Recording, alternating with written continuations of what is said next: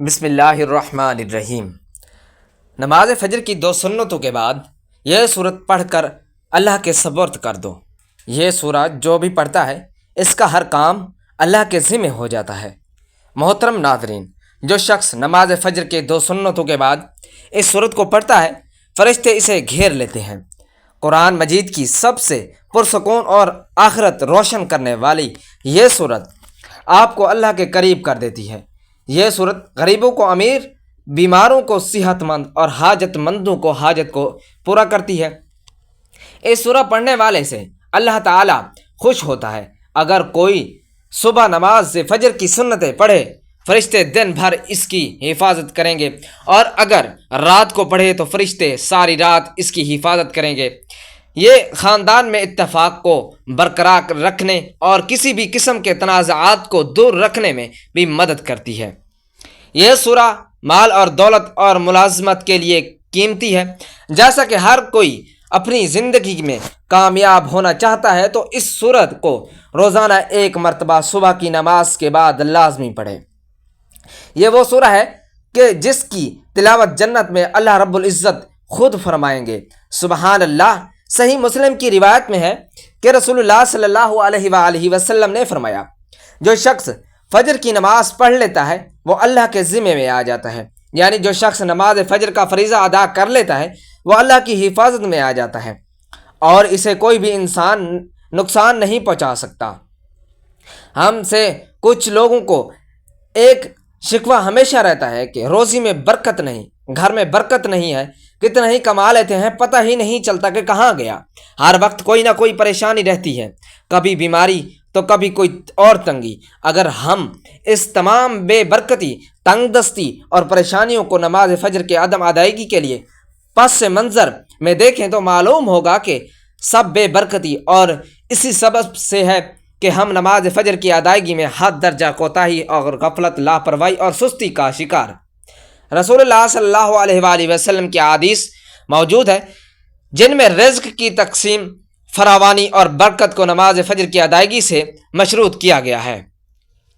ایک فرمان نبوی صلی اللہ علیہ وآلہ وسلم کا مفہوم ہے کہ رزق تقسیم کرنے والے فرشتہ ہر صبح فجر کے وقت بندوں کا رزق لے کر زمین پر اترتا ہے، لہٰذا جو دروازہ فجر کے وقت کھلا ہوتا ہے فرشتے اس کا رزق دروازے پر رکھ کر چلا جاتا ہے، اور جو دروازہ فجر کے وقت بند ہوتا ہے فرشتہ اس کا رزق واپس لے کر چلا جاتا ہے۔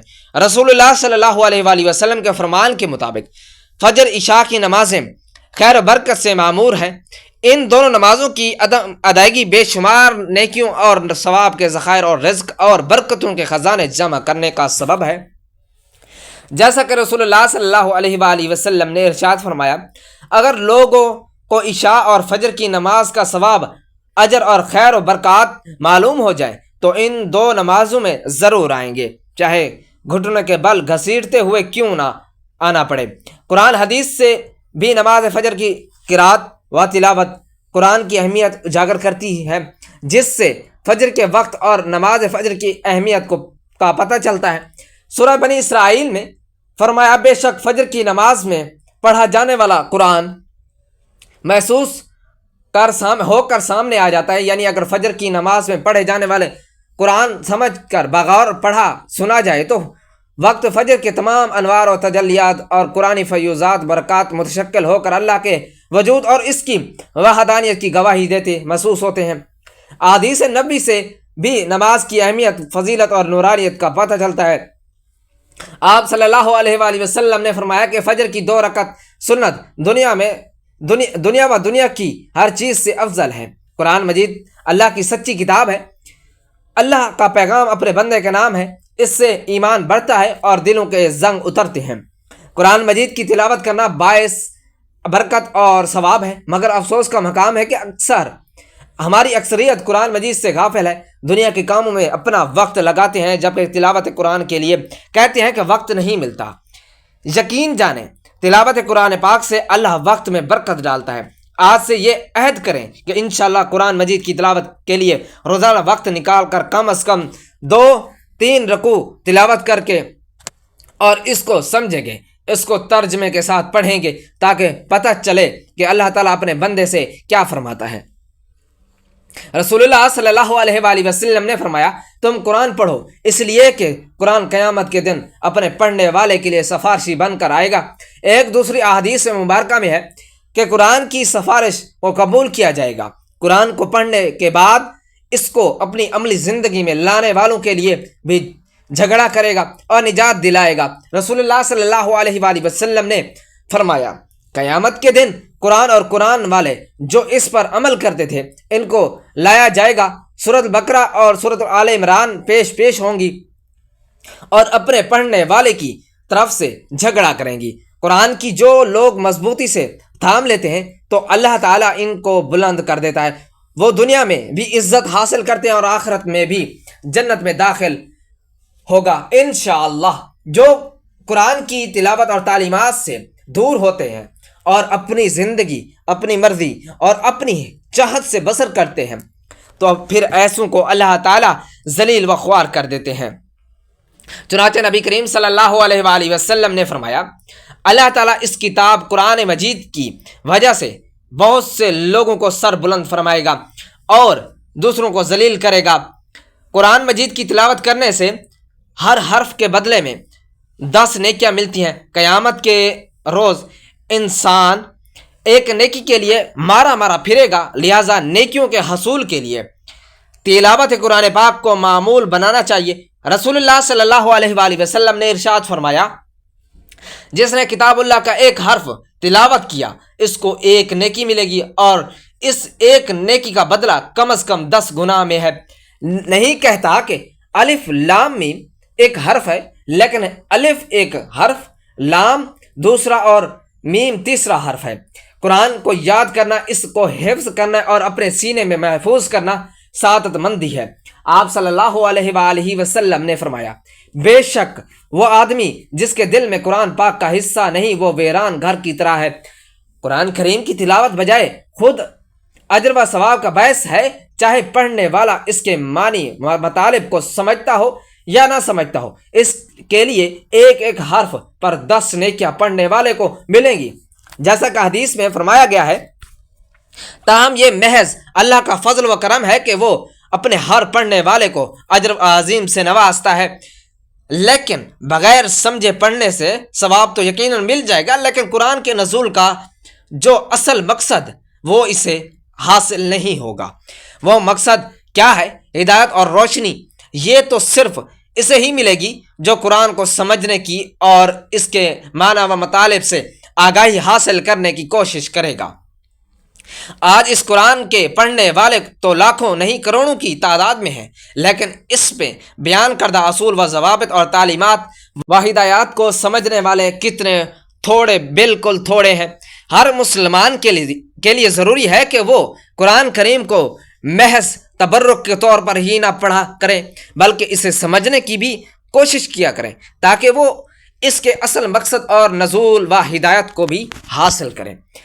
علاوہ ازیں قرآن کریم پر تدبر اور اسے سمجھنے سے اصل مقصد اللہ کی مرضی و منشا معلوم کر کے اس پر عمل کرنا کہ محض اس کے لطائف و حقائق اور اس کے اثرات و غم سے واقفیت حاصل کرنا، کیونکہ یہ واقفیت تو عربوں کو حاصل ہے، ان کی زبان بھی ہے اور اس گناہ پر قرآن کے مطلب معنی سے ناآشنا نہیں ہے، لیکن چونکہ ان کا عمل قرآن پر نہیں ہے اس لیے دیگر مسلمانوں کی طرح وہ بھی دنیا میں مغلوب ہی ہیں۔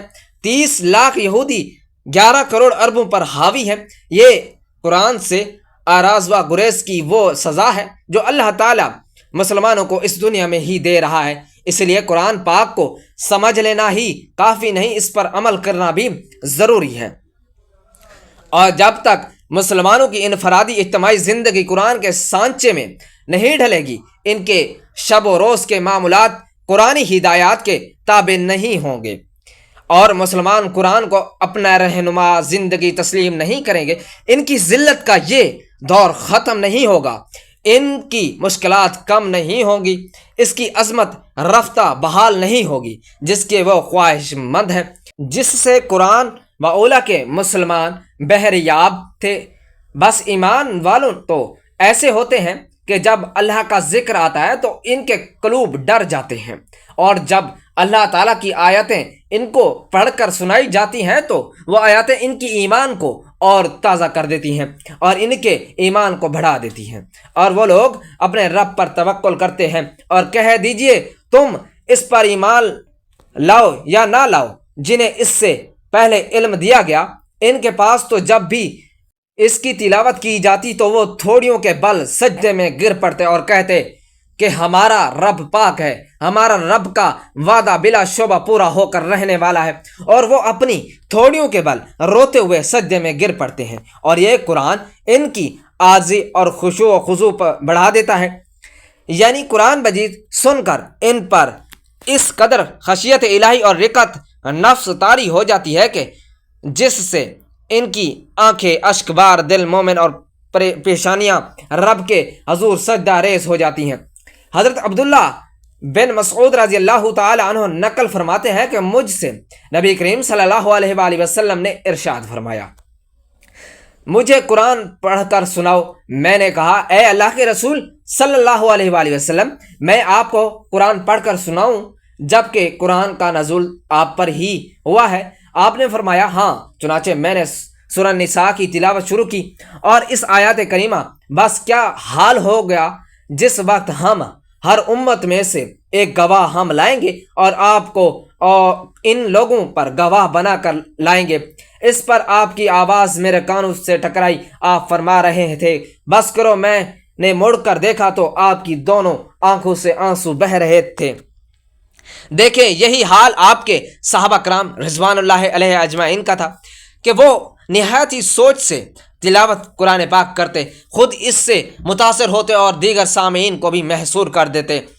چنانچہ مکی دور میں حضرت ابوبکر صدیق رضی اللہ تعالی عنہ کا ایک نہایت ہی بے مثال واقعہ امام بخاری رحمۃ اللہ علیہ نے نقل فرمایا ہے، جس میں تلاوت قرآن پاک سے متعلق ان کی یہ الفاظ ہمیں محصور، حیرت و استحجام میں ڈالنے کے لیے کافی ہیں۔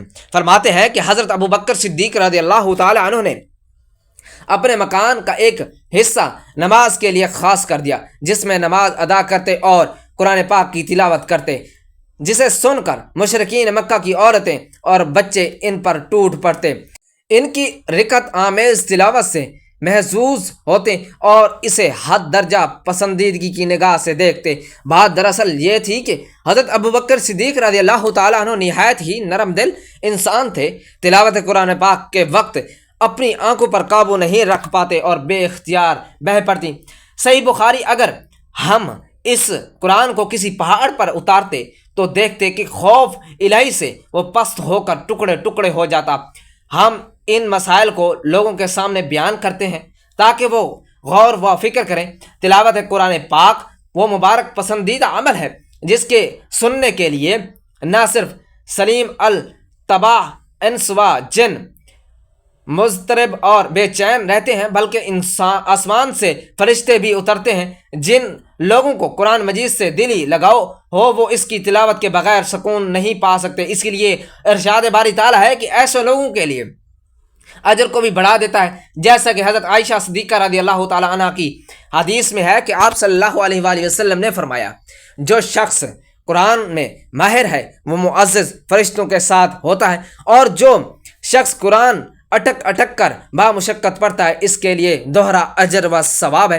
ایسے لوگوں کا مقام دنیا اور آخرت دونوں جگہ اعلیٰ و رفع ہوگا، جیسا کہ حضرت نافع بن عبد الحارث کے اس واقعے سے پتہ چلتا ہے کہ جو ان کے امیر المومنین حضرت عمر بن خطاب رضی اللہ تعالیٰ عنہ کے درمیان پیش آیا۔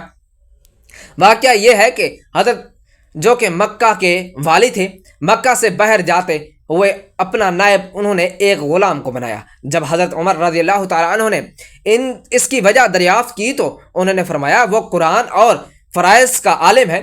اس پر حضرت عمر رضی اللہ تعالیٰ عنہ نے کہا، آپ صلی اللہ علیہ وآلہ وسلم کا ارشاد ہے، بے شک اللہ تعالیٰ اس قرآن کی وجہ سے کچھ لوگوں کو بلندیاں عطا کرے گا اور کچھ لوگوں کو پستی۔ محترم ناظرین، آج کے وظیفے میں جس تسبیح اور سورت کی تلاوت کا ذکر کیا گیا ہے وہ یہ سورۃ الرحمن ہے، اور وہ مبارک تسبیح اللہ کی بابرکت ناموں کی ہے۔ سورۃ الرحمن اللہ کے خوبصورت ناموں میں سے رحمان نام ہے، جس کا مطلب ہے رحم کرنے والا۔ یہ سورہ جو پڑھتا ہے اس پر رحم کیا جاتا ہے، جس مقصد کے لیے بھی پڑھتا ہے مقصد پورا کیا جاتا ہے، دنیا اور آخرت کی سختی سے اسے نجات ملتی ہے۔ اور سورۃ الرحمن کا نام اللہ کے خوبصورت ترین ناموں میں سے ایک نام رکھا گیا ہے۔ اس سورت میں خدا کے فضل کی مثالیں دی گئی ہیں اور اللہ کے مختلف تحائف کی اہمیت کو دہرایا گیا ہے۔ سورۃ الرحمن ہمیں رحمت الہی کے تصور پر غور کرنے کی ترغیب دیتی ہے۔ اللہ تعالیٰ نے ہمیں مختلف تحائف دیے، یہ دنیا بھی ایک تحفہ ہے۔ درخت کھانا، ہمارے ارد گرد کا ماحول، پانی، صحت مند جسم اور دماغ، خاندان، دوست، سب کچھ ایک تحفہ ہے۔ ہم اس سب کو قدر کی نگاہ سے نہیں دیکھتے، لیکن اس آخر میں اس طرح کے ہر تحفے کی اہمیت ہوتی ہے۔ سورۃ الرحمن ہمیں یاد رکھنے میں مدد کرتی ہے کہ اس طرح کے تمام خدائی احسانات ایسی چیزیں نہیں ہیں جن سے ہمیں غفلت برتنی چاہیے۔ یہ آیت دہرانے سے یہ تمہارے رب کی نعمتیں ہیں جنہیں تم جھٹلاتے ہو۔ یہ سورت ہمیں بتاتی ہے کہ ہم اپنے رب کی کسی نعمت کا انکار نہ کریں۔ اس وقت کے مطابق کافر مسلسل اور مکمل طور پر حق کا انکار کر رہے تھے اور مسلمانوں پر کھلے عام تشدد کر رہے تھے۔ تو اپنے رب کی کون کون سی نعمتوں کو جھٹلاؤ گے؟ در حقیقت جھٹلانے والوں کے لیے ایک مستقل نصیحت تھی، جو غرور اور ناشکری میں اندھے تھے اور مسلمانوں پر بغیر کسی اشتعال کے حملہ کرتے اور قتل کر دیتے تھے۔ سورۃ الرحمن اللہ کی رحمتوں کی لامحدود فہرست کو خوبصورتی سے پیش کرتی ہے۔ یہ دل کو چھو لیتی ہے اور سچے ایمان والوں کی آنکھوں میں آنسو لاتی ہے۔ انسانوں میں حق کو نظر انداز کرنے کی کمزوری ہے۔ ہم جانتے ہیں کہ ہر چیز فانی ہے، اس کے باوجود ہم دنیاوی دولت اور آسائشوں کے حصول میں دیوانے ہیں۔ محترم ناظرین، ہمیں اس بات کا علم ہونا چاہیے کہ اس زندگی میں ہمارے پاس جو کچھ بھی ہے وہ مستقل نہیں ہے۔ ہمارے خاندان، دوست ہمیں چھوڑ سکتے ہیں، اچھی صحت میں کمی آ سکتی ہے، ہماری دولت بھی ختم ہو سکتی ہے، پھر بھی ہم مغرور اور متکبر رہتے ہیں۔ سورۃ الرحمن ہمیں بار بار اللہ کا شکر ادا کرنے کی یاد دلاتی ہے، کیونکہ ہمارے پاس جو کچھ بھی ہے وہ ہمارے لیے اللہ تعالیٰ کا تحفہ ہے۔ ہمیں چاہیے کہ ہم دنیا کے لیے کام کریں اور نیک اعمال میں مشغول ہوں اور اللہ ہی کو راضی کرنے کی کوشش کریں۔ ہمیں معلوم ہونا چاہیے کہ مسلمان ہونے کی حیثیت سے سورۃ الرحمن کو دل سے سیکھنا امن و سکون کا باعث ثابت ہو سکتا ہے۔ اپنے آپ کو اللہ کے مختلف احسانات کی یاد دلا کر ہم تناؤ اور ذہنی دباؤ کا مقابلہ کر سکتے ہیں اور اپنے ایمان کو بھی مضبوط کر سکتے ہیں۔ محترم ناظرین، جب آپ نماز فجر ادا کرنے لگو تو 2 سنت ادا کرنے کے بعد آپ نے 1 مرتبہ درود پاک پڑھنا ہے۔ درود پاک آپ کوئی سا بھی پڑھ سکتے ہیں۔ آپ ایک بار ثواب کی نیت سے میرے ساتھ بھی پڑھ لیں۔ اللہم صلی علی محمد وعلی آل محمد کما صلیت علی ابراہیم وعلی آل ابراہیم انک حمید مجید۔ اللہم بارک علی محمد وعلی آل محمد کما بارکت علی ابراہیم وعلی آل ابراہیم انک حمید مجید۔ درود پاک 1 مرتبہ پڑھنے کے بعد آپ نے اللہ تعالیٰ کے مبارک نام یا رزاق یا فتاح یا علیم کی 1 تسبیح پڑھنی ہے۔ یہ تسبیح پڑھنے کے بعد آپ نے پھر 1 مرتبہ درود پاک پڑھنا ہے اور پھر نماز فجر کے فرض ادا کرنے ہیں۔ جب آپ نماز فجر ادا کر لیں تو اس کے بعد آپ نے 1 مرتبہ سورۃ الرحمن پڑھنی ہے۔ اگر ٹائم زیادہ ہو تو آپ 2 سنت کے بعد سورۃ الرحمن کی تلاوت کریں، پھر 2 فرض پڑھیں اور پھر تلاوت کریں، اور آخر میں آپ نے اللہ تعالیٰ سے دعا مانگنی ہے۔ یہ عمل کر کے آپ اللہ تعالیٰ سے جو بھی کچھ مانگیں گے اللہ تعالیٰ آپ کو خوشی عطا کرے گا انشاءاللہ۔ اس عمل کی برکت سے آپ کی تمام حاجات پوری ہو جائیں گی۔ آپ کو اللہ تعالیٰ دنیا اور آخرت میں کامیابی عطا کرے گا۔ آمین یا رب العالمین۔